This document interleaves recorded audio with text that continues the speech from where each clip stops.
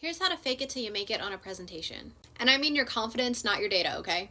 Don't go twisting my words. As someone who gets nervous anytime I speak publicly, here are some things that I do that is just body language that helps make me feel more confident and also helps me appear more confident. So, confidence is like 90% how you look, and I think that sometimes the first thing that people see about you is going to judge the rest of your presentation. And honestly, a lot of these things I learned from being a competitive gymnast, which I think is kind of funny that has translated into this. The first thing that makes you look a little bit more confident is to have your chin up and not kind of down and feel like you're hunched. So obviously don't slouch, have your shoulders back and have your chin point like slightly up. Imagine your chin kind of like pointing to the top corner of the opposite wall, and maybe not like super extreme, but you kind of want to imagine it slightly above horizontal, especially if the audience is the same level as you. The second I think that makes someone look less confident is that they are not making eye contact with the audience. One way to practice this, and also one way to do this, is to have like your friends scattered throughout the audience and you find a friendly face. I think if you don't have friends that are going to sit in the audience or something,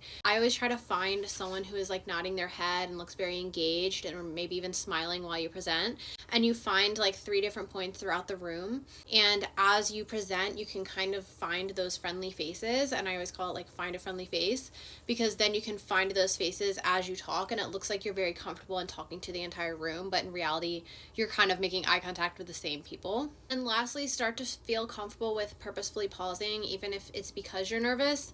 Just feel a little bit more comfortable with pausing in front of an audience, and you could either use that to your advantage and use it to emphasize a point, or allow yourself to use that moment to take a breath and control the situation rather than think that you're pausing and that they're thinking that you're looking less confident. I think that a lot of times, sometimes confident people have purposeful pauses in their speech, and so it's good to actually utilize that to your advantage.